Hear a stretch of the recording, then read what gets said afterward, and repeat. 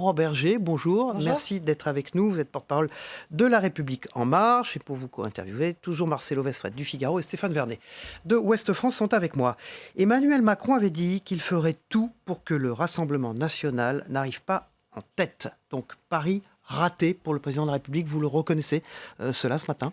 Quand on n'est pas en tête, on peut difficilement dire qu'on l'est. Donc je ne vais pas dire qu'on est en tête et je ne vais pas dire qu'on a gagné cette élection européenne.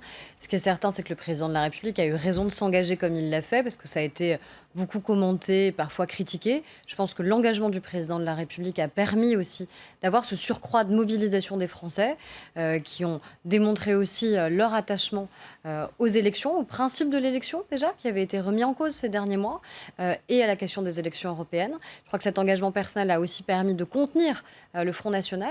L'ancien président de la République, François Hollande, lui, ne s'était pas engagé pendant les précédentes élections européennes. Et il y avait une participation qui était moindre et un Front National qui était plus haut. Donc ce que je constate malgré tout, même si en effet nous ne sommes pas en tête, c'est que nous avons réussi à contenir l'extrême droite qui, malgré plus de participation, n'a pas progressé. Elle fait moins bien en score que la dernière fois.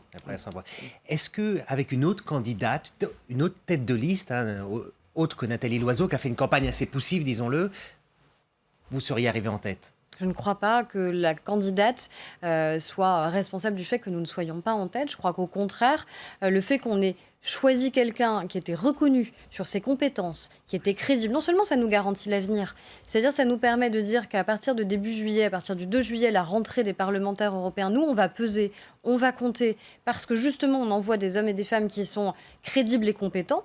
Et je pense que la campagne qu'elle a faite, qui était justement cette campagne de remettre du sens, avec un ADN pro-européen qui est très identifié chez nous, je pense qu'au contraire, ça nous a permis de faire le bon score, qui est celui que nous avons fait hier soir. Stéphane Vernet. Alors tout le monde s'est focalisé sur le fait d'être premier ou deuxième, mais ce qu'on voit moins, c'est que les objectifs que vous étiez fixés au niveau européen, eux, ils sont atteints.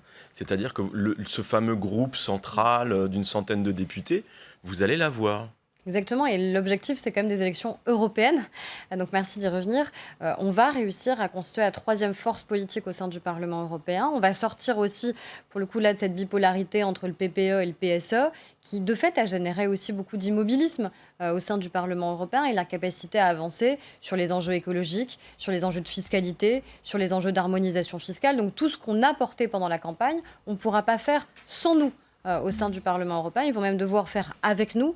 Et ça, c'est tout à fait nouveau. On n'avait pas un groupe de plus d'une centaine de députés libéraux et progressistes. Alors, au sein faire du Parlement. avec, est-ce que vous pouvez expliquer simplement rapidement aux téléspectateurs qu'est-ce que ça implique? Parce que maintenant, une fois que l'élection est terminée, il va falloir attribuer un certain nombre de postes clés et vous vous retrouvez dans le groupe qui va en quelque sorte être le groupe faiseur de roi, qui va vraiment avoir cette position de pivot. Du coup, est-ce que vous allez pouvoir pousser des gens à des postes clés, et si oui, est-ce que vous avez une idée de qui ça peut être? Il y a un certain nombre de postes clés, évidemment, notamment Parlement, aux représentants pour les questions de diplomatie, et évidemment surtout la Commission. Donc oui, évidemment, il faut qu'on puisse pousser des candidats, et je pense que ça, c'est Qui, par exemple? discussion. Ça, on verra dans les quelques semaines. Michel Barnier. On verra dans les quelques semaines qui viennent. Je pense que ce serait en effet une bonne nouvelle pour la France, que les Français soient bien représentés sur les postes clés au sein des institutions européennes, et ce qui permettrait aussi aux institutions européennes d'être peut-être plus fortement incarnées pour les Français, parce qu'ils permettent aussi de parler au quotidien de ces institutions. Et puis ensuite, il y a la manière avec laquelle on va devoir constituer des majorités de projets au sein du Parlement européen. Il n'y a pas de majorité absolue, et ça veut dire qu'ils seront condamnés à composer avec nous, et donc qu'on sera non pas une force d'appoint, mais une force centrale au sein du Parlement européen. Emmanuel Macron a mis le paquet sur l'écologie ces derniers jours, y compris en Pas que ces derniers jours. Quand même pas mal en organisant 3 jours avant le scrutin un conseil de défense écologique, en mettant des tas de figures écologistes dans la liste. Et pourtant, le vote écolo est quand même parti chez Europe Écologie Les Verts, qui font quasiment 13,47. 13,47, merci. Moi, je pense déjà que le vote écologique en France, il va au-delà de 13,4%. Il y a plus que 13,4% des Français qui se sentent concernés par les questions écologiques, et on les retrouve aussi clairement chez nous, parce qu'il y a beaucoup de gens qui nous ont rejoints dès l'élection présidentielle sur les enjeux écologiques. Et donc ça veut dire qu'il va falloir qu'on continue à faire nos preuves, et je pense que ça, on va pouvoir le faire dans les semaines qui viennent aussi en France. Aurore Berger, vous êtes porte-parole de La République En Marche, mais vous venez de chez les Républicains. On va regarder Laurent Wauquiez, qui hier soir a chargé Emmanuel Macron, qu'il crédite d'être le responsable de la poussée du Rassemblement national. On vous interviewe sur ça après. Emmanuel Macron a fait un choix lourd de conséquences en réduisant le débat européen à une croisade contre Marine Le Pen, pleine d'arrière-pensée.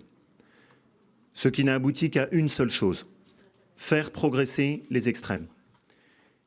Il a une lourde responsabilité. Il n'a pas été un rempart contre le Rassemblement national, il a été ce soir l'artisan de leur progression. Dans cette campagne où tout a été fait pour la réduire à un duel, Rassemblement national contre En Marche, nous n'avons pas pu faire entendre notre voix. Et ce résultat n'est évidemment pas à la hauteur des espoirs soulevés dans cette campagne. Avec 8,48% des voix, c'est évidemment un échec. Vous ne regrettez pas d'avoir quitté les Républicains au vu de ce Mais je ne score? le regrette pas au vu du score. Je ne le regrette pas au vu du changement idéologique des Républicains.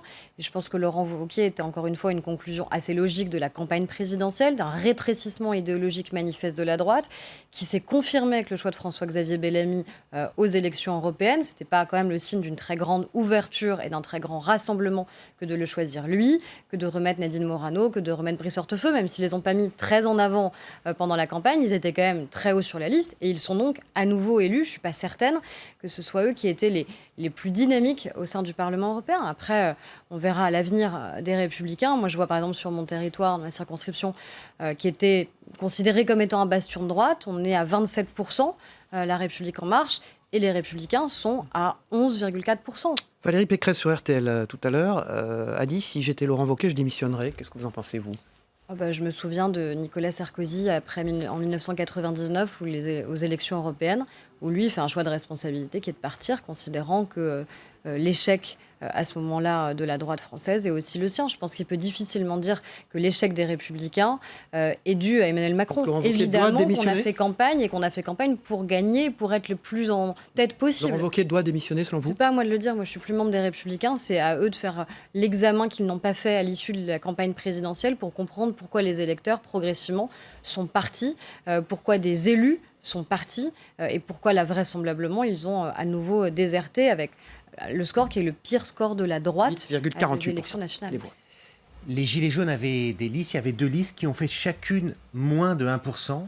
Il y avait aussi samedi, pour le nouvel acte des Gilets jaunes, très peu de monde dans les rues. Est-ce que vous diriez que le mouvement est terminé ? Je crois qu'il doit se terminer. Après, est-ce qu'il est terminé ? Il y a vraisemblablement des gens qui sont un peu des irréductibles et qui souhaitent continuer. On ne sait pas trop ce sur quoi ils veulent continuer, à part la destitution du président de la République, dissolution de l'Assemblée. Ils sont bien encouragés à cela, d'ailleurs, avec des partis extrémistes. Ils peuvent avoir le droit de continuer à manifester. On ne va pas l'empêcher, évidemment, mais je crois qu'il est temps surtout que ça cesse, parce que je crois que les Français sont particulièrement lassés de cette situation. Et d'ailleurs, ils l'ont démontré aussi, à la fois en allant voter, bien plus qu'on ne l'avait imaginé et bien plus qu'en 2014, et aussi en n'étant absolument pas en faveur de ces listes. Stéphane Vernet. Hier, à l'Élysée comme à Matignon, le mot d'ordre, c'était on change pas, on maintient le cap et on va accélérer, on relance les réformes. Et il est peut-être un peu temps, ça fait bien 6 mois que tout est en panne. Non. Quasiment, en fait. Donc, est-ce qu'il va vous rester suffisamment de temps dans ce quinquennat pour mener à bien l'ensemble des réformes, parce qu'il y en a un paquet qui sont à dérouler et pas les petites.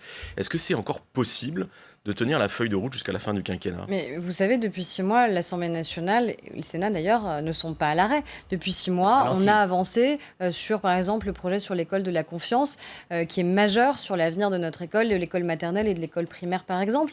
Le projet de loi sur les mobilités est déjà en cours d'examen. Donc, évidemment qu'on va continuer à travailler et qu'il va falloir accélérer des choses qui relèvent de la loi, d'autres pas. La réforme sur l'assurance chômage, par exemple, c'est aussi aux partenaires sociaux de s'en emparer sous l'égide de la ministre du Travail. Donc oui, il faut qu'on aille au bout de ce cap. Moi, je pense que les 3 listes qui sont arrivées en tête, c'est des listes qui sont cohérentes dans leur ADN et dans leur identité politique. Ce que nos électeurs nous reprocheraient, ce que les Français nous reprocheraient, c'est qu'on change en permanence de cap et qu'on n'ait pas un aiguillon clair. Au contraire, on a un cap qui est clair et je pense que le résultat d'hier démontre que les Français veulent aussi qu'on le tienne.